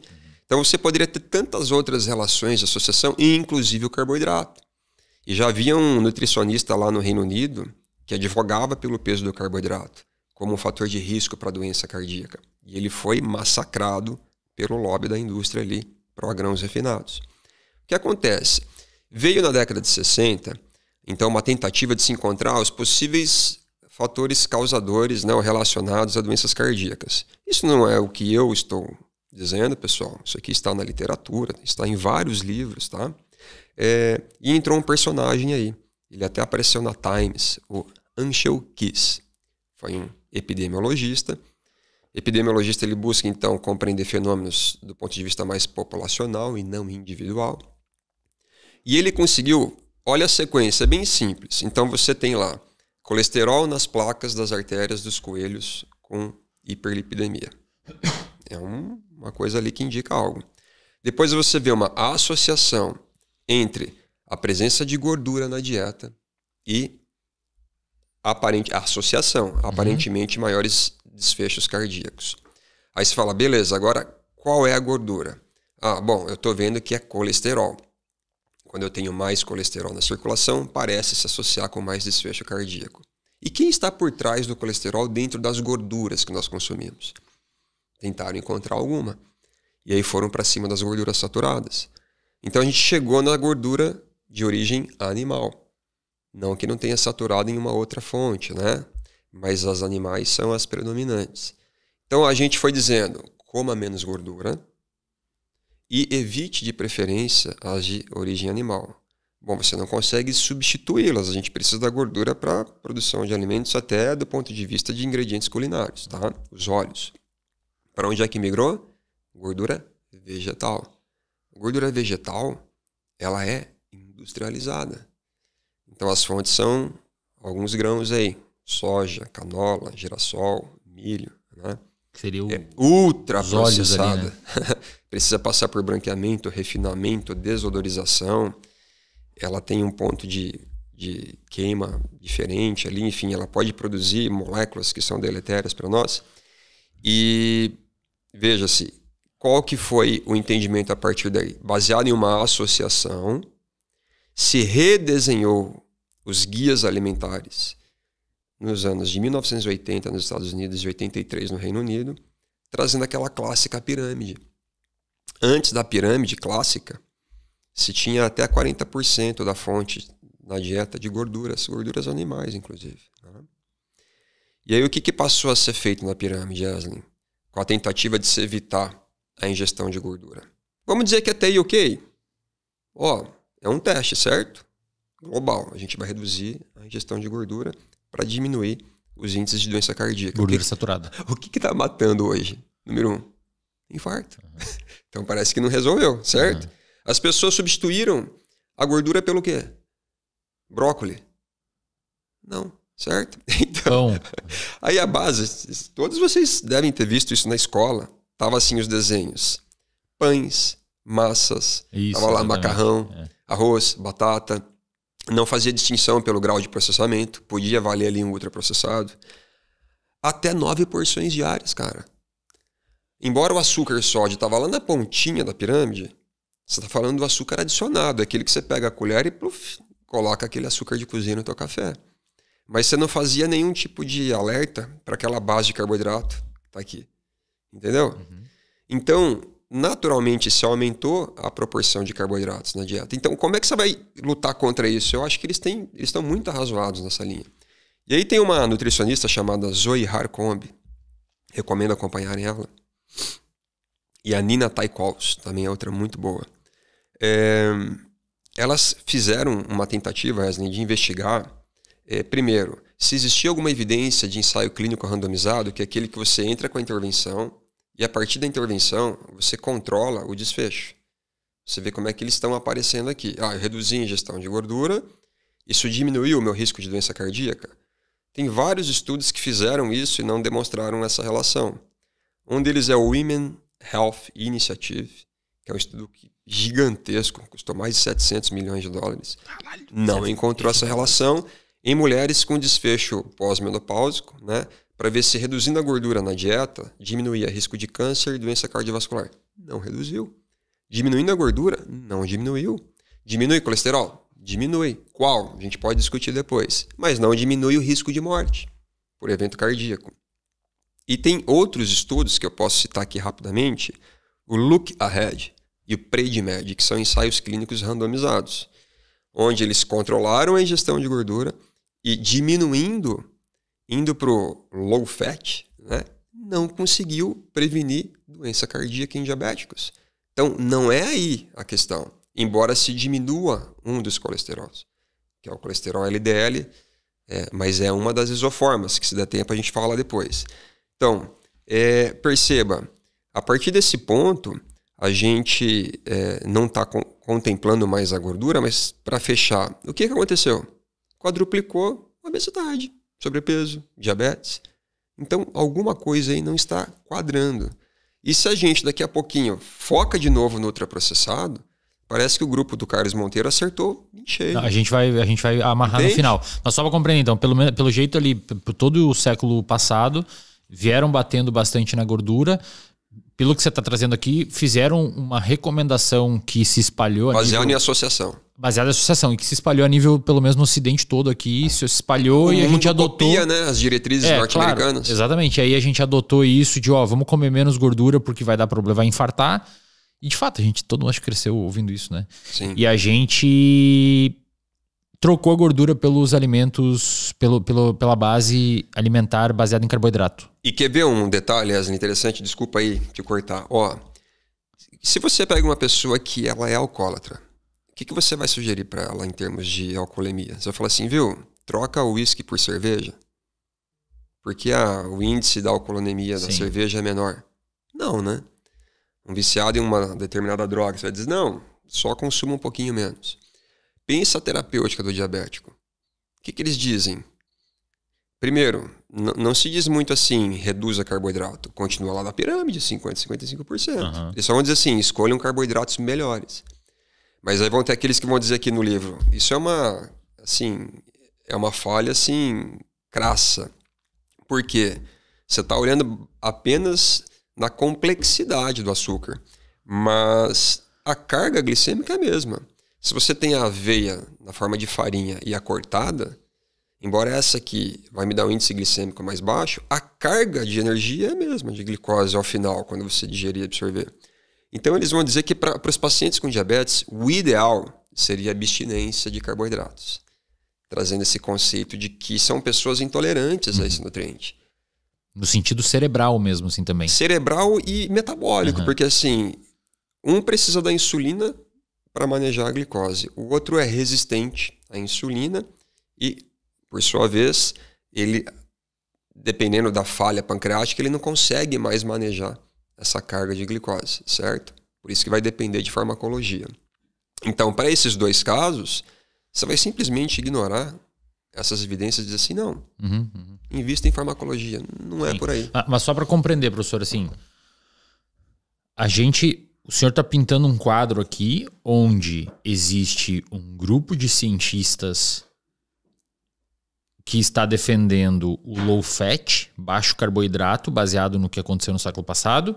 Esse grupo está defendendo o low carb, baseado nas respostas que a gente não viu nessa tese do século passado. Perfeito. E aí e aonde que entra, talvez para amarrar, não sei, os alimentos ultraprocessados? Qual que é onde ele entra nessa história? Vamos lá. Olha só que interessante. E o que são, talvez rapidamente?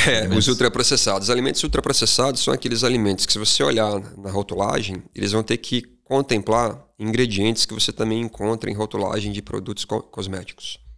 Ou, pode-se dizer de outra forma, são formulações, olha que interessante, não são alimentos, são formulações que conterão ali substâncias que substituirão nutrientes que foram extraídos daquele pacote. Que loucura, Só um parênteses, tem um episódio aqui com a professora Renata Levi, que é uma das pesquisadoras que ajudou a montar essas pirâmides de processado, minimamente processado. Tá aqui no Esnem Podcast e esse é só um exemplo para você ver como tem episódios fantásticos aqui, portanto explore o canal aí que você vai encontrar muita coisa boa. O professor também citou um tipo de estudo chamado ensaio clínico randomizado. Nós temos um episódio com o Igor Eckert que ele explica toda a lógica de como se monta um estudo em ensaio clínico randomizado. O episódio é só sobre isso, então olha como vai amarrando as coisas. É muito interessante, Aslen. Eu estou lendo um livro agora que daria outro podcast, que eu estou até divulgando lá no meu Instagram, que chama Gente Ultraprocessada. Tá? Escrito por um britânico, médico, e ele virou fãzaço do grupo do professor Carlos Monteiro. E eu fui dar uma estudada também, né? Quem que é o Carlos Monteiro, quem que é o grupo. É um grupo sensacional, eles trabalham no NUPENS, que é um núcleo de epidemiologia, lá na USP. E ele foi entrevistado recentemente no Roda Viva. Recomendo aí, pessoal. Assistam lá, o Carlos Monteiro, uma figura sensacional. O que ele percebeu? Olha que bonito, ó, que pessoa humana, né? Ele falou assim, o norte-americano, cara, não dá mais para entender onde é que eles estão. Porque eles já... 80% da energia deles, 80% da energia diária já vem de ultraprocessado. É loucura. Não dá mais tempo de você pegar onde que eles se perderam. Eles engordam todo mundo, né? Cara, pensem lá, o cereal do café da manhã. Aqueles pacotes de... Eles colocam assim, né? É tudo gigante, né?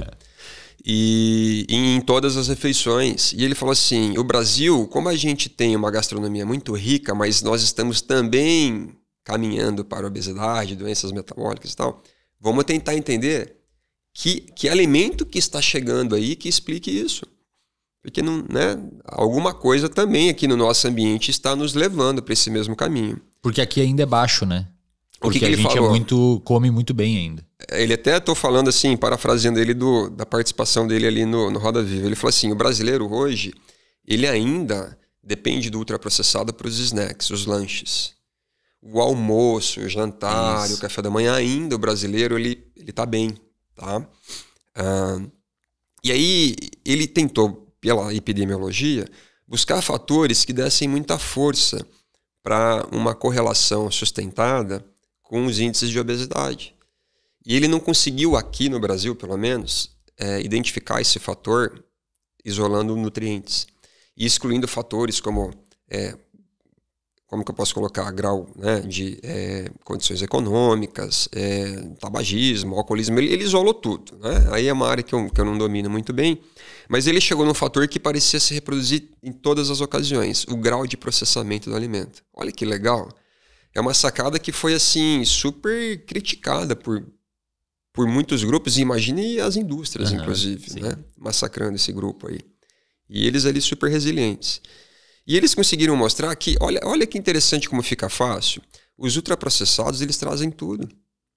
Uma baixa carga nutricional, alta densidade energética. Então você não descarta aqueles que defendem pela via da energia. Você não exclui aqueles que defendem pela via da gordura, porque também tem gorduras, inclusive as gorduras trans, né? nos alimentos ultraprocessados que estão sendo substituídas por outras gorduras também industrializadas. Você não tira a galera do carb. Cheio de açúcar, né? Desafia aí qualquer um. Vai olhar ingredientes em alimentos. Procura lá glicose. Procura lá formas diversificadas de se chamar o açúcar. Você vai ter dextrose, maltodextrina, glicose invertida. Você vai ter, né, reconstituído de suco de maçã, que é frutose pra caramba. As bebidas adoçadas. E aí, então, a gente está colocando um alimento que ele tem uma alta densidade energética. Ele traz, do ponto de vista nutricional, uma qualidade ruim. Às vezes, muito açúcar ou muita gordura. Podemos colocar, inclusive. É um alimento desidratado. Então, ele não te dá aquele grau de distensão gástrica.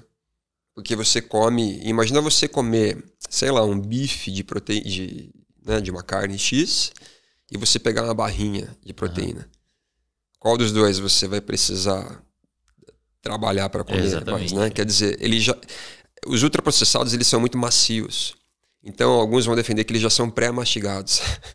Porque é muito fácil de você, né, mastigar, deglutir e já estar ali no seu estômago. Então, você está colocando muita energia de baixa qualidade, no sentido de que não tem... Nutritivamente tem pouca fibra, vitamina, mineral, mas muito açúcar.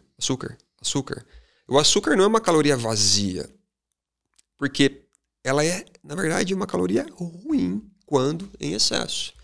Porque o que sobra para esse açúcar aí, pessoal? É ser convertido em gordura, né? Então, o ultraprocessado, e tem mais, Wesley, o ultraprocessado, ele tem muito trabalho da indústria, pelo que eu estou começando a acompanhar aí, para você explorar aromas e sabores. Então, assim, a gente é muito levado a comer pelo aroma, né? Pelo sabor. Inclusive, o sabor você detecta pelo olfato e pelo paladar. O gosto é só pela boca. Mas quem, por exemplo, aí passou pelo Covid e perdeu o olfato, comprometeu o paladar e vice-versa. Então, você se imagina diante de uma série, tá? No streaming, tá assistindo o podcast do Wesley. Você tem, agora, festa junina, né? Você tá aqui com 2 milhos, como é que a gente fala? Milho verde? Milho verde, né? Que se vende na praia, inclusive. Você consegue comer uns 3, 4 desses aí, sei lá, assistindo um filme? Acho que não, né? De repente 2. Vai ter trabalho, né? Mas tudo bem que você coma 4, tá? Eu não sei quanto de energia tem ali. Mas olha só quanta fibra tem junto ali, por exemplo, a qualidade desse negócio é difícil, né? Agora eu não vou nominar aqui. Imagina aquele pacote grande. Você pode ver que os pacotes agora estão aumentando de tamanho, né? Que é um triângulozinho. Uma cor bem alaranjada, super saborosa.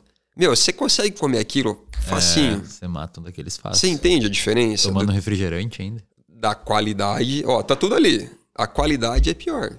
A quantidade de energia é a maior.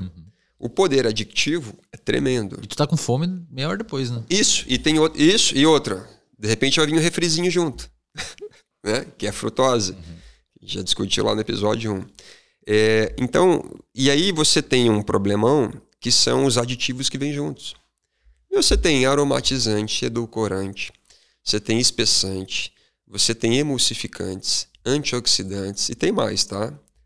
E eles, Wesley, se você pegar só os edulcorantes, que são os adoçantes artificiais com aromas ou sem aromas, e os emulsificantes, uma das coisas que eles fazem é modificar a permeabilidade intestinal.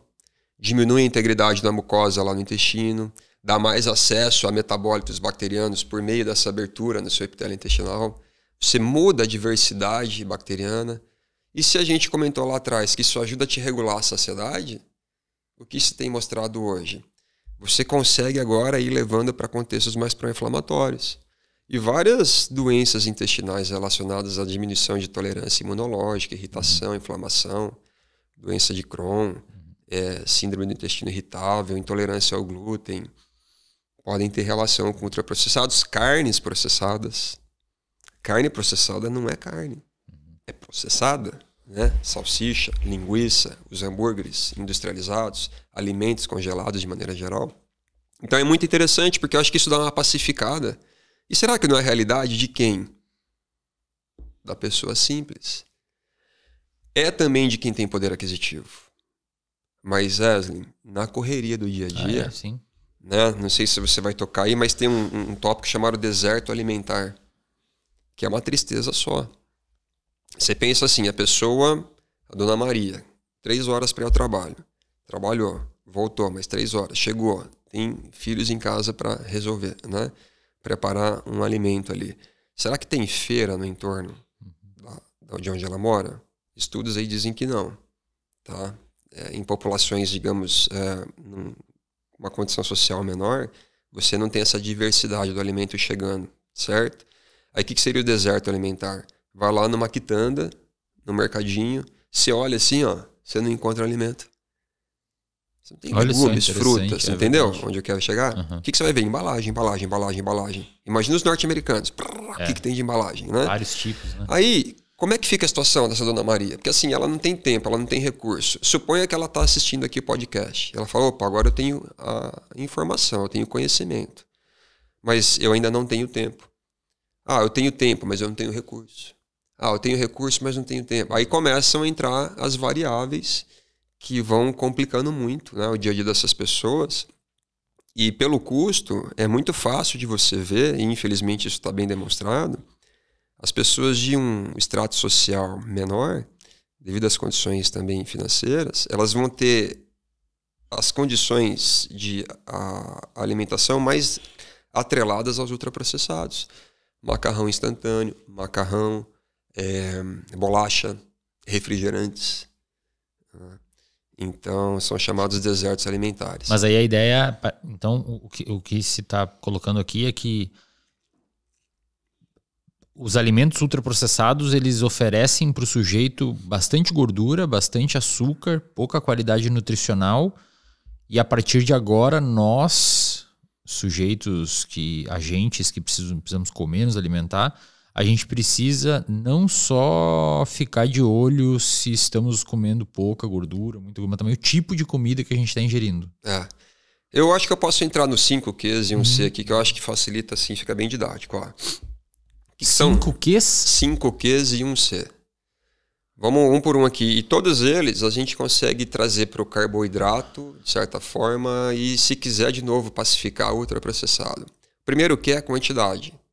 É a galera que sempre advogou, desde sempre, lá na pirâmide, se exercitar mais e comer menos, você está tendo um déficit energético no seu dia, você faz a restrição calórica, você vai perder peso. Isso é verdade ainda. De fato, você precisa de um déficit calórico para perder peso. Só tem um problema, você fica morrendo de fome. Então você não consegue ter adesão. Quem vai para o low carb, também vão ter os críticos que vão falar assim, é muito difícil fazer a adesão. É verdade. Por quê? Porque é difícil você ter a criatividade e o acesso ao alimento para ficar no low carb. Mas dá. De novo, para quem tem o diabetes, é uma ferramenta maravilhosa, podendo te levar até para remissão. Então acho que vale a pena. Tá? Primeiro que é quantidade. Então é quantidade a despeito do que vem. Se vem pela fonte de proteína, gordura ou carboidratos. Tá? Será que esse pacote aí nos deu uma boa quantidade de energia naquela sentada? Durante o streaming ali, durante o podcast? Tá?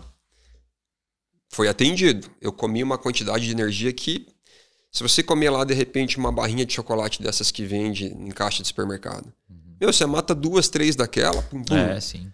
Pensa quanto que você precisaria de esteira, corrida, exercício, para neutralizar aquelas calorias, perfeito? Então é fácil de você obtê-las. Boa. Qualidade, aí entra de fato, tanto a galera que demoniza a gordura, vamos falar assim, a gordura em excesso é ruim, tá tudo bem, não vamos então tirar esse direito. Mas o carboidrato em excesso também. Então qualquer um dos dois em excesso é um problema. Seja a sua fonte predominante em gordura, inclusive a saturada, ou seja ela de grãos refinados, tá? O pão, a massa, o arroz, no dia a dia. Será que o ultraprocessado me traz isso? Também traz. Ele não tem fibra, ele não tem vitaminas, na grande maioria das vezes. Ele traz um conjunto de substâncias ali que tenta mimetizar o alimento. E o que é barato para a indústria, Wesley? É o carboidrato complexo ou é a frutose, o açúcar? Entende? Uma gota adoça tudo, né? Então, a gente bate a qualidade. Como é que eu atendo a qualidade do meu dia a dia? Comendo comida. Certo? Eu estou fugindo do ultraprocessado ou dos processados. O que é comida? É o arroz, o feijão, o ovo, o bife, a salada, os legumes. À vontade. À vontade. Né? Por quê? Porque a pessoa não vai conseguir comer muito. Isso é clássico. A gente sabe. Você senta com fome no restaurante, você pega ali... A gente discutiu isso no episódio 1. Você está na metade do prato, você está saciado. Tanto é que é comum, quando você começa a fazer dieta com um nutricionista e ele faz o balanceamento, você acha muita comida. E você está comendo a mesma quantidade que comeria nos alimentos ultraprocessados. Né? E tem uma coisa bacana. Você que eventualmente está muito assim vinculado ao carboidrato, precisa de um tempo para fazer o condicionamento. É igual quem tira açúcar do café. Você precisa ali de umas 2 semanas para aceitar. Depois você não consegue entender como é que você tomava café com açúcar. Tá? Terceiro o quê? É quando. Pessoal, a gente tem que priorizar comer durante o dia. Tá? Tem inúmeros estudos que vão dizer que de repente é melhor comer pela manhã, pela tarde, até o final do dia, mas para ficar simples o quando, a gente pode dizer assim, tente não comer e ir deitar. Por favor. Né? Se puder comer até no máximo 2 horas antes de se deitar. Se puder 3 horas antes. Então quem conseguir, por exemplo, ficar com uma janela de alimentação de 12 horas no dia está fazendo um benefício tremendo. Come das 8 às 8. Das 6 às 6, das 7 às 7. Ok? Então assim, evite comer no final da noite. Você precisa entrar em catabolismo à noite, não em anabolismo. O anabolismo puxado pela insulina. Né? Bom. Outra é qual a frequência. E aí, desculpa, o quando o ultraprocessado ele também te sacaneia. Que é fácil, às vezes, você abrir aquela embalaginha ali antes de deitar, um refrizinho. Tem gente que acorda e vai tomar um refri. Eu já fui essa pessoa. Há 8 anos atrás, eu acordava para tomar Sprite. Caramba, cara. Né? Até eu começar a estudar frutose no laboratório e ver o arregaço que fazia nos animais.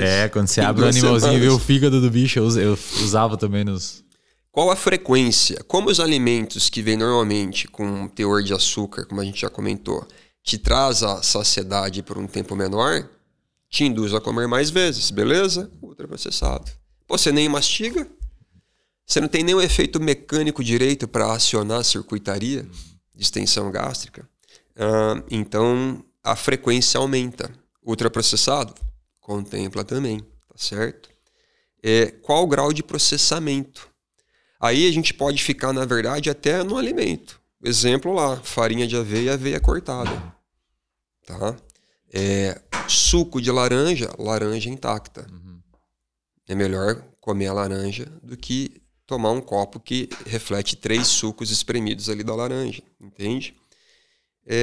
E o como, que é uma coisa que é mais recente. É o C já. É o C. É o C. Se possível, dá preferência para começar com saladas. E eu não fazia isso. Eu deixava sempre a proteína para o final. Você cresceu assim, Wesley? Sim. Sua mãe falava assim. A sua mãe não falava nada, mas você deixava o bife para o final? Claro. Você limpa tudo ali e deixa o melhor por último. O que é o ideal? A gente começar com fibras e proteínas. Primeiro porque você vai te exigir mastigar mais. E você vai estar já retardando aquele esvaziamento gástrico. Você está entregando gorduras ali no teu intestino, proteínas, que já vão iniciar toda aquela sinalização de saciedade. Então, se você começa com arroz, com a batata direto, você já está indo para uma chance de oportunizar pico glicêmico mais cedo. Entende? Esse como ele entra também, se sentar na mesa, apreciar a refeição, evitar a distração. Exato. Comer rápido, né? Então, mastigar enquanto come. Aquelas pessoas que hoje estão em frente do computador não estão nem percebendo o que estão fazendo, estão ingerindo mais energia no final. Então, veja, o ultraprocessado, ele não te dá essa opção. Você come uma substância ali, engoliu, né? Já está tudo ali. Então, eu acho que isso ajuda muito as pessoas a entenderem que não se trata só de se exercitar mais e comer menos. É cuidar com a quantidade, com a qualidade, com o quando, com qual frequência, o grau de processamento e como. Se você conseguir colocar um pouquinho de cada isso, né? Um pouquinho de cada um desses elementos, eu tenho certeza que a pessoa ela vai conseguir ir se adaptando. E tentando fugir do ultraprocessado, e diminuir os amidogênicos, não é cortar não, diminua. Pão, massa, arroz, batata, já vai ser um experimento interessante. Tá? Então, a gente poderia dizer que uma das... Para a gente fechar o papo aqui, depois ir para alguns outros pormenores aqui, a gente poderia dizer que uma das grandes teses desse livro aí, pelo que eu compreendi aqui no episódio, é que os sujeitos que têm diabetes, eles têm uma vulnerabilidade a esse alimento, uma resistência, o corpo não lida muito bem com esses alimentos ricos em carboidratos ou com carboidratos. E uma das ações pelas quais o carboidrato é tão consumido hoje em dia é por um efeito cerebral que se associa a mecanismos que a gente vê em outros vícios, em vícios, adicções. Exatamente.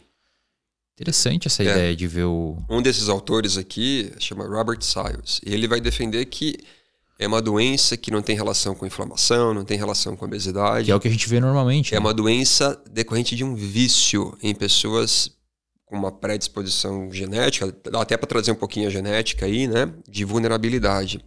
É interessante. Interessante essa tese do... E assim, o que a gente precisa entender, claro, né, Eslin?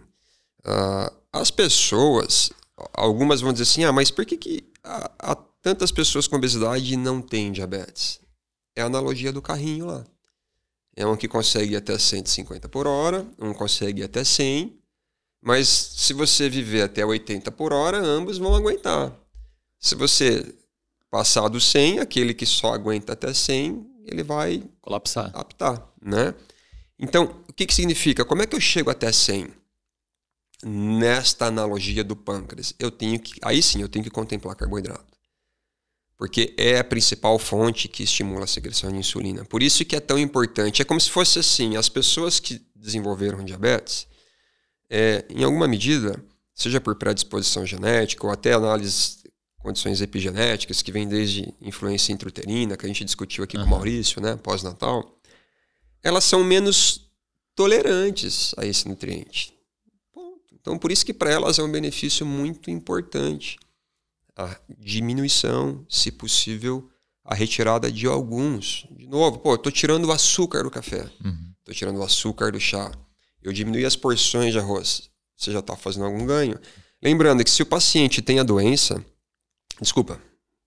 se o paciente faz uso de medicações ou insulinização, qualquer retirada, correção dietética, é bom ter o acompanhamento médico, porque a ideia é diminuir dosagem medicamentosa, eventualmente retirar alguma medicação, porque alguns fazem uso de 2, 3 compostos, né? E quem faz uso de insulina, diminuir dosagem, às vezes aumentar intervalo. E um ponto muito interessante que esse livro traz, e o grupo do Monteiro também bate, quando você foca um pouco no açúcar, foca um pouco aqui no ultraprocessado, você desculpabiliza a doença, no caso ali a pessoa que desenvolve obesidade e diabetes, como algo relacionado à falta de motivação. É uma doença que tem desfechos metabólicos, mas ela tem também uma causalidade central. Então, e aí o que é muito bacana? Você não culpabiliza um hipertenso, ou você não individualiza a hipertensão do tipo assim, você tem hipertensão porque você é um fracassado. Você não tem câncer porque você é um fracassado. O diabetes tipo 1, né? Então é legal que isso é uma coisa que eu particularmente também não tinha parado para pensar. Quando você vê que existe toda um ambiente que quase que invariavelmente você, consciente ou não, chega lá, olha, não é falta de força de motivação, não. O sujeito é uma vítima, né? Exato. Então, assim, por outro lado, como a gente já comentou aqui, não é romantizar a obesidade. Tem riscos super importantes que precisam ser levados a sério. Ô, professor, pra gente, mais uma curiosidade aí, na esteira desses fatos, como dizem os jornalistas hoje em dia, esses medicamentos recentes, as canetas e etc., os Zempic e os mais novos aí, eu nem sei em que geração já tá, todo mês sai uma coisa nova, eles atuam em mecanismos centrais que têm relação com adicção para ter esse efeito gigantesco, ou é só não sei se eu posso dizer isso, só metabólico periférico. Tá chegando lá também para redução desse tônus hedônico. É incrível, assim, ó. Porque eu já vi algumas coisas relacionadas com álcool. Pessoas que consomem álcool, parece ter estudos que o Ozempic reduz a adicção no álcool. Até depressão. Que doideira, cara. É assim, ó. O que acontece? Esse livro ele foi escrito num momento em que ainda não tinha semaglutida. Semaglutida aí, para quem obviamente sabe, é o princípio ativo que está no Ozempic. Aí depois veio a tirzepatida, que contempla o agonista do receptor de GLP-1, mais do GIP, né? Peptídeo gástrico inibitório. E agora está chegando a rotatrutida, que é um triplo agonismo. Está entrando também agonismo de receptor de glucagon. Tem cagricema, que é agonismo a cagrilintida, que é uma molécula que mimetiza a amilina, que a gente discutiu aqui com o Maurício, né? Que já está no nível à frente da pranlintida, combinada com semaglutida. Bom, todas essas formulações, eu só passei por elas para dizer, elas estão explicando o PIB da Noruega ter explodido 4 vezes o que era há pouquinho tempo, e a Lilly agora, que é a concorrente norte-americana, está subindo aí, né? Se não me engano, a Mounjaro é da Lilly, que é a tirzepatida. Eslen, tem se dado agora uma oportunidade para a pessoa com obesidade de conseguir um tratamento farmacológico complementar muito eficiente. Nossa, tamanho de efeito enorme, né? Só que eu vou deixar bem claro, né? Isso, se você ouvir clínicos sérios, eles vão dizer, é um tratamento complementar. A pessoa ela tem que entender que precisa fazer reorganização de estilo de vida. É um reprocesso de vida. Você tem que rever hábitos e você precisa de fato. Só que assim, as pessoas tentavam fazer essas revisões e não conseguiam. A medicação está dando essa oportunidade de se perder peso.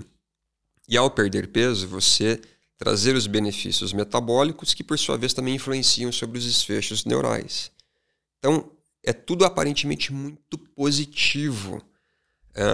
Agora tem alguns poréns. A pessoa, ela precisa... Pessoal, tem que ter acompanhamento médico. Médico experiente. Eu diria endocrinologistas, né, que vão saber lidar bem com isso, de preferência. Tem que estar ciente de que há efeitos adversos. Um dos riscos, embora pequenos, mas não é para desestimular a busca, é para estimular o acompanhamento médico. É risco de pancreatite, de fato. Né? E tem que lembrar que muito provavelmente é para o resto da vida. Pois é, essa era a minha próxima pergunta. Porque como é recente ainda, a gente tem alguma coisa de follow-up que a pessoa consegue... Os médicos que eu conversei... São 2 pontos aqui, professor. Primeiro, inclusive eu já deixo aqui o convite público aberto para a gente fazer um episódio um dia com o Lincoln, que é um nutricionista, mora aqui em Floripa. Ele tem recebido pacientes que utilizam esses medicamentos, mas não fazem a dieta. E aí comem comem... Os caras com a unha quebrada, com o lábio sangrando, eles estão desnutridos. Exatamente. Comendo tudo que a gente falou dos alimentos ultraprocessados. Como não tem nutrientes, mas tem caloria, e eles comem aquilo porque não tem fome, e dá para comer muito, eles compensam o prazer hedônico com aquilo ali, mas não tem, e aí chega com o cabelo quebradiço, as mulheres com unha quebrada, assustador, os caras estão desnutridos. E o segundo ponto que eu queria que o senhor comentasse, esse é o primeiro, tá? Essa desnutrição aí. O segundo ponto que eu queria que você comentasse é, pelo que eu converso com os médicos e com os nutricionistas que acompanham pacientes que utilizam essas canetas, eles não veem por hora... É difícil o paciente tirar, né? Porque a fome vai voltar. Exatamente. Bom, vamos lá. Tá aqui no livro também. Eu tentei fazer umas anotações aqui. Deixa só para não me perder. Não, fica à vontade.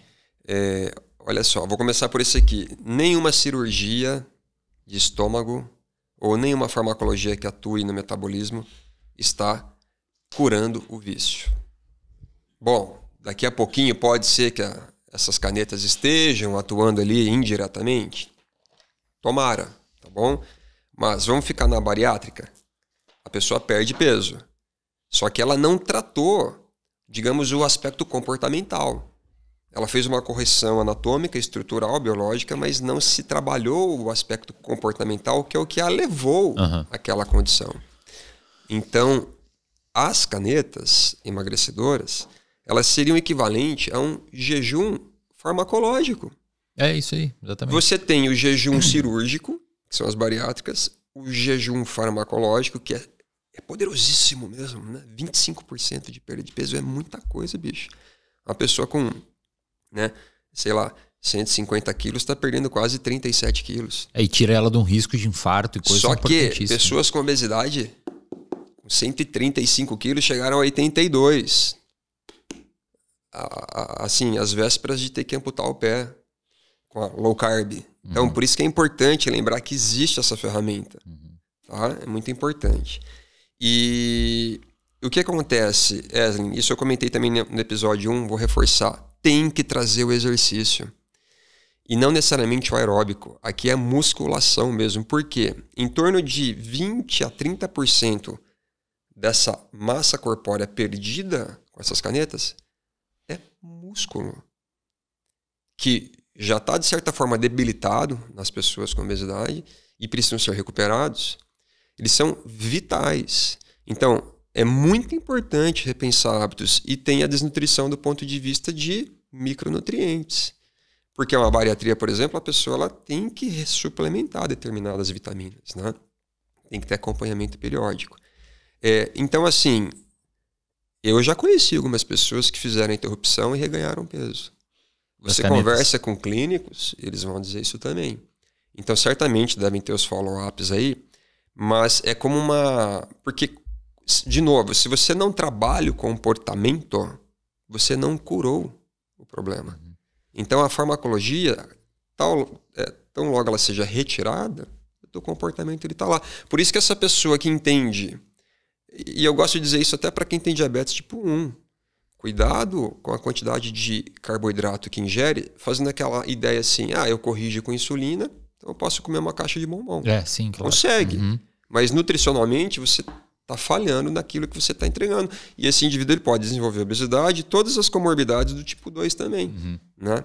Então, é isso, Wesley. Até onde eu tenho lido e ouvido é para o resto da vida, a não ser que cheguem moléculas novas aí e consigam fazer algo um pouco mais robusto. E aqueles sujeitos que conseguirem criar camadas sedimentares, mnemônicas de experiências no cérebro e construírem novas formas de viver a vida, pode ser que consigam desmamar com o tempo. Exatamente. A vida saudável ali, né? Continuar. Tem um livro interessante, chama Dieta TNT, do autor que também é da linha do low carb, chama Jeff Volek. O Maurício que me indicou também. Ele vai trabalhar dois aspectos interessantes. E tem um autor aqui também que fala um pouco disso. Ele vai dizer assim, troque o conceito de perda de peso por composição corporal. Às vezes você até não perdeu tanto, mas você melhorou a proporção de massa magra em relação ao que você tinha antes e da massa adiposa. Isso, de fato, é interessante.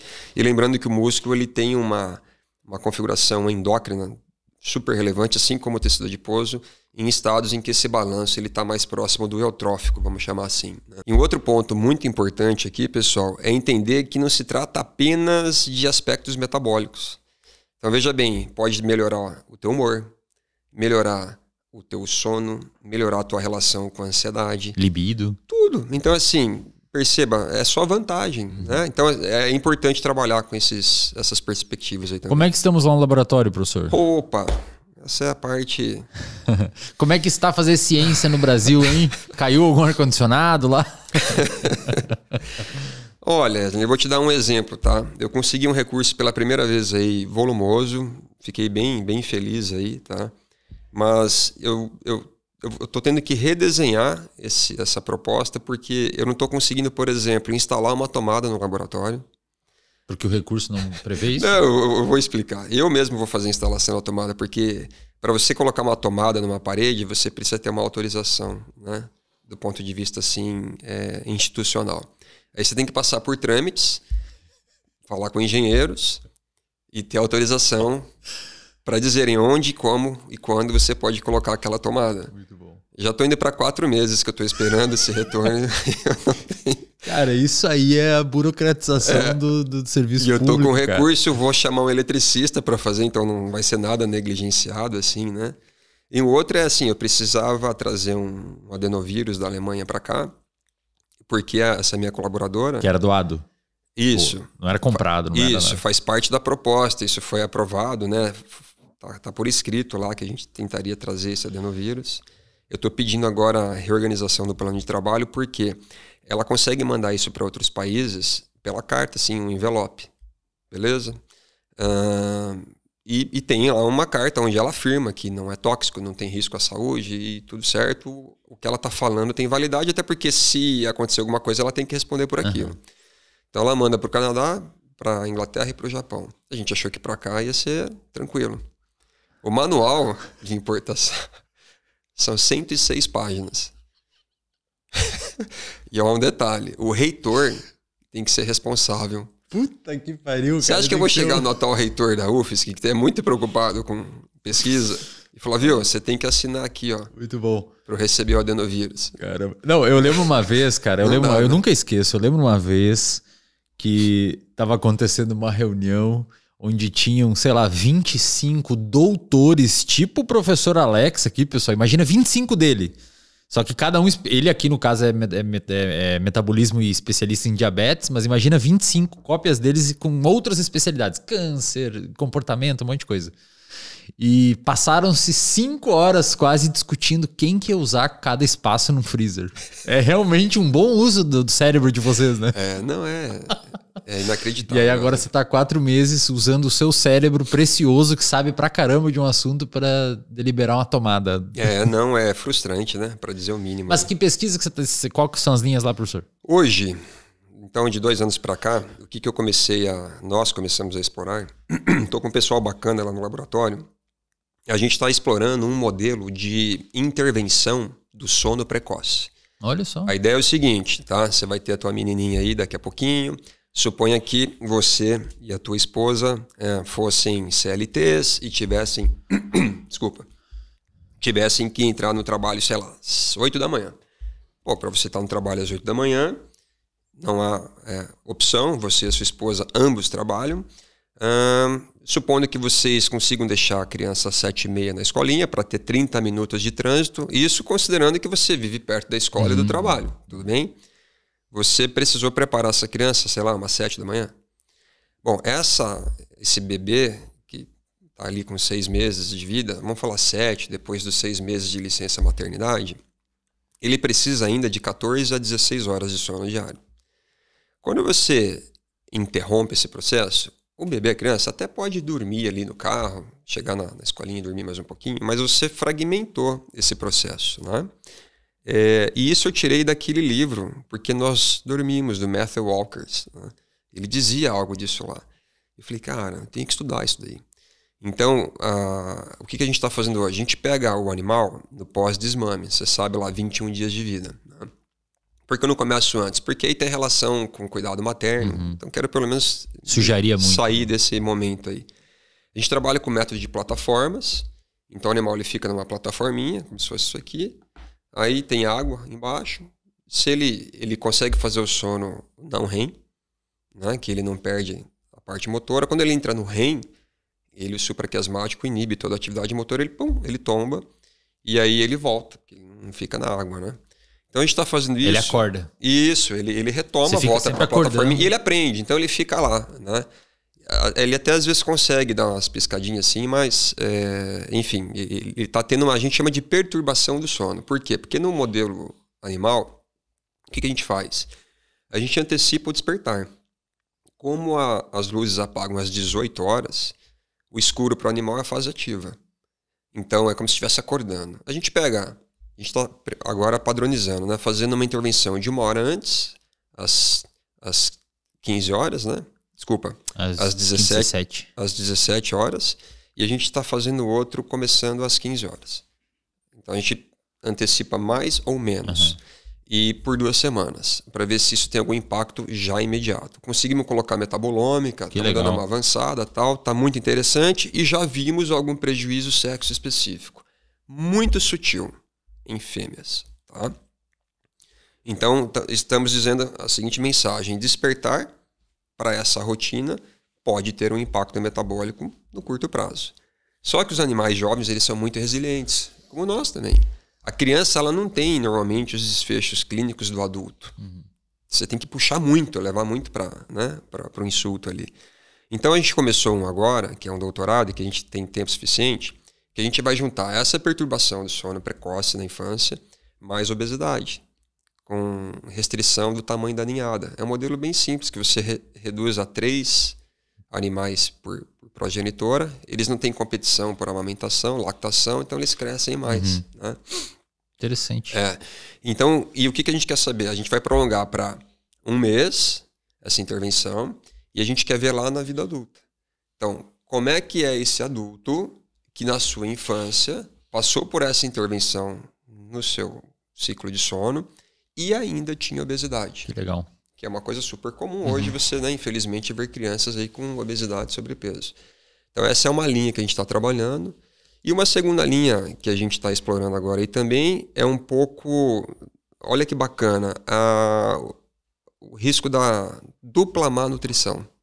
Em parceria com a Unicamp, professor Everardo, a gente quer saber se isso aumenta a predisposição ao transtorno do espectro de autismo, né? Com as ferramentas que a gente consegue trabalhar em animal, passando por uma dieta hipoproteica, que é muito comum em, digamos, populações vulneráveis que não têm acesso a proteínas.